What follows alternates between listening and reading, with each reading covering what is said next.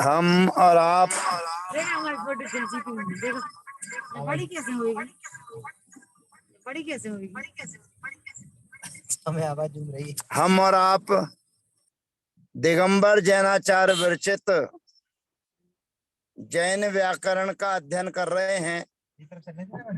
आचार्य श्री पूजपाद स्वामी विरचित जैन व्याकरण जिनेन्द्र व्याकरण की महावृत्ति जैनेन्द्र व्याकरण है। जैनेन्द्र महावृत्ति जिसका अध्ययन हम कर रहे हैं और आचार्य भगवंत अब संज्ञा प्रकरण के अंतर्गत हमारे बीच में एक नया सूत्र लेकर आते हैं। सुमिगंतम पदम। पद का मतलब होता है कि दो अलग अलग में रहने वाले पद जब एक रूपता को प्राप्त हो जाते हैं उसको कहते हैं पद। और पद कब बनता है? जब सुप। सुप का मतलब होता है सी औ जस अम औ सस ताभ्याम भिस ङे भ्याम भ्यस गसी भ्याम भ्यस गस ओस आम ई ओ सुप। ये 21 जो विभक्तियां हैं इनका सबसे पहला शुरुआत होती है सी से, सू से। सी और सू से चालू होती है और लास्ट में जो 21 नंबर का पद आता है वो है सुप। तो उसमें से पा ले लिया जाता है और ये सुप प्रत्याहार बन जाता है। सुप प्रत्याहार से 21 विभक्तियां हमारे बीच में आ जाती हैं। और उसके बाद में मिंग अंत।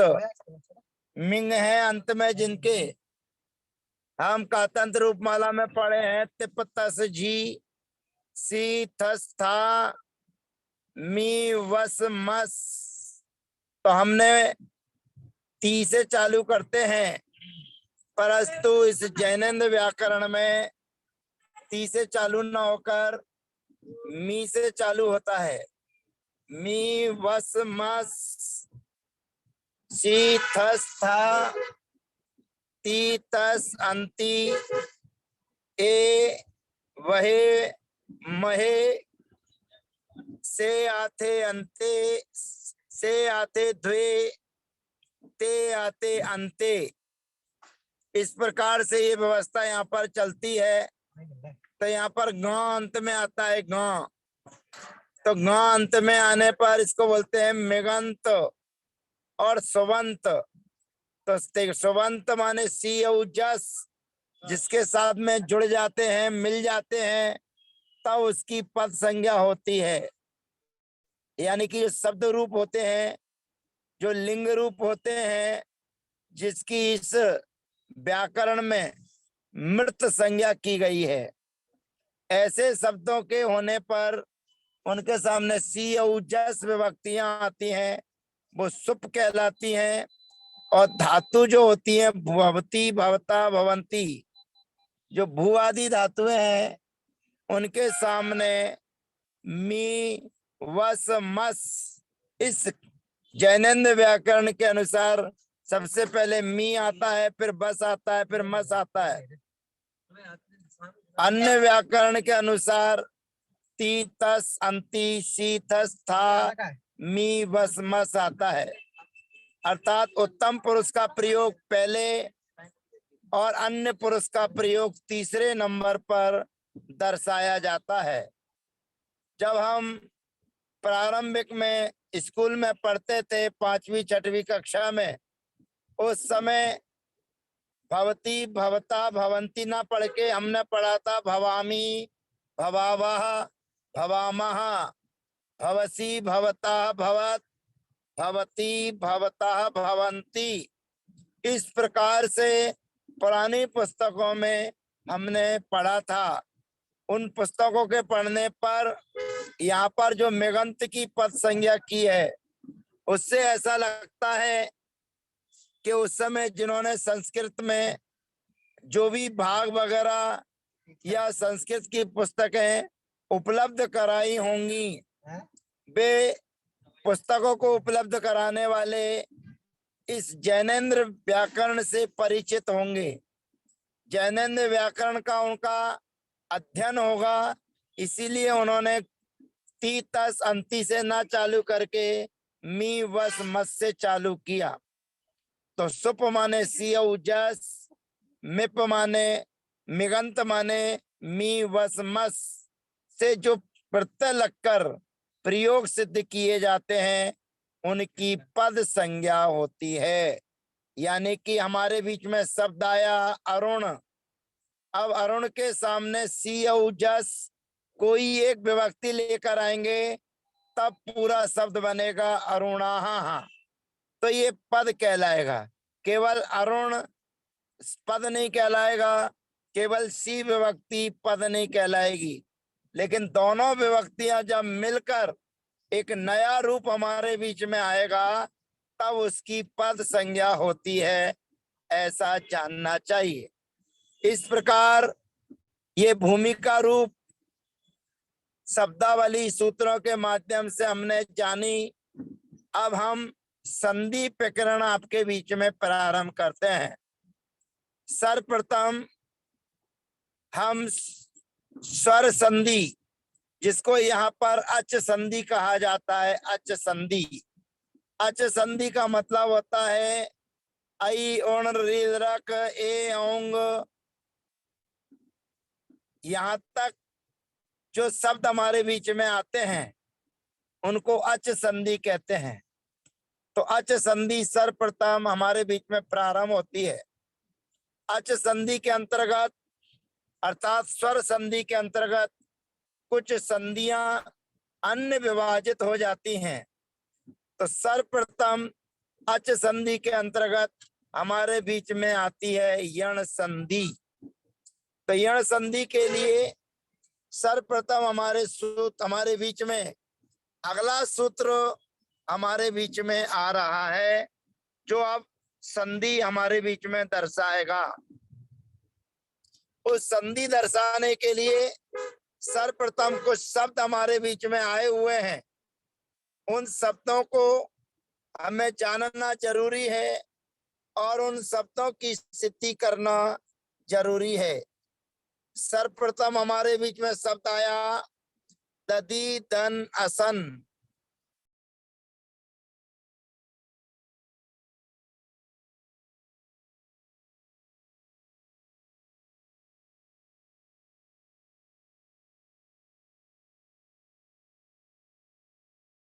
और इनके माध्यम से हमें शब्दों की सिद्धि करना है, प्रयोग सिद्ध करना है। ददी धन असन, मधुधन अपने, भर्तृधन अर्था और लिरिधन आकृति, इन शब्दों का प्रयोग हमारे बीच में हो रहा है और इन शब्दों के माध्यम से हम जानने की कोशिश करेंगे कि हमें कौन से शब्दों की सिद्धि करना है। तो ये जो हमारे बीच में शब्द आए हुए हैं उन शब्दों के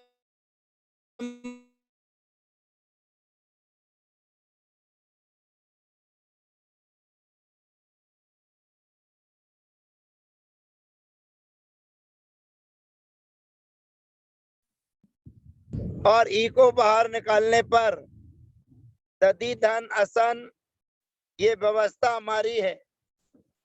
ददी धन असन, मधुधन अपने, और यहाँ पर भर्तृधन अर्था, यहाँ पर रिरी हमारे बीच में नहीं दिख रही है जो यहाँ पर बैठी हुई है। तो यहाँ पर ददी में ई है। ई का मतलब होता है एक प्रत्याहार के अंतर्गत एक वर्ण। मधु में ऊ है, ये भी एक प्रत्याहार के अंतर्गत आता है। और भर्तरी में रिरी है, यह भी एक प्रत्याहार के अंतर्गत आता है। और लिरी ये अपने आप में भी एक प्रत्याहार के अंतर्गत आता है। तो हमारे बीच में सर्वप्रथम ई उ रिरी और लिरी ये चार पद हमारे बीच में है और इनके सामने असन का आ है, अपने में आ है, अर्था में आ है और आकृति में आ है। ऐसा पद आने पर सर्वप्रथम हमारे बीच में सूत्र आता है अची को यण। अची को यण, ये मेन सूत्र हमारा है यण संधि करने वाला। अची को यण, इसकी संधि अलग अलग करी जाएगी। अची, इकाहा, यण। इस सूत्र में 3 प्रत्याहारों की चर्चा है। अची माने अच प्रत्याहार, आई उण रीलक, ए ओंग आई ओंच। ये अची सप्तमी विभक्ति का है, अर्थात सामने सप्तमी विभक्ति के होने पर, यानी कि अच विभक्ति, अच प्रत्याहार के होने पर इकाहा, ये षष्ठी विभक्ति है। इकाहा, इक से इकाहा बनेगा गस विभक्ति के आने पर, तो इक के स्थान पर ये दूसरा प्रत्याहार है ई उण लीद्रक, माने ई से चालू करना है और का तक पहुंचाना है, तो ये कहलाता है एक प्रत्याहार। और उसके बाद में है वरट लण, यवरट लण, ये यण प्रत्याहार कहलाता है, जिसको हमें आदेश करना है। अब हमें 2 चीजें देखकर तीसरा प्रत्याहार बनाना है। पहली चीज देखना है हमको एक प्रत्याहार। एक प्रत्याहार का मतलब है ई, ऊ, रिरी और लिरी। इनके सामने अपने आदि का आ यानी कि अच है, तो अच के होने पर जो एक प्रत्याहार है उसके स्थान पर यण आदेश करना है। अब यण आदेश कैसे करें? क्रम से करिए। ई के स्थान पर या, ऊ के स्थान पर वा और रिरी के स्थान पर रा और लिरी के स्थान पर ला आदेश होता है। क्रम से ये 4 आदेश हमारे बीच में हो जाते हैं। अब ई के स्थान पर यह आदेश हो गया। एक अगला सूत्र आएगा जो विकल्प से इनको दीर्घ दुत्त करेगा, लेकिन विकल्प से करेगा, लेकिन हम यहाँ पर दुत्त ना करके बिना दुत्त का रूप बनाते हैं। तो ई ददी में ई है, उसको यह आदेश हो जाएगा, तो शब्द बन जाएगा दत्यशनम। उसके बाद में मधुधन अपने था तो मधुवनम, और भर्ती धन अर्थात भर्तृर्था, और लिरी धन आकृति था तो बनेगा लाकृति। ये 4 शब्द बिना दुत्त किए बन जाते हैं ददी धन असना दद्य असना।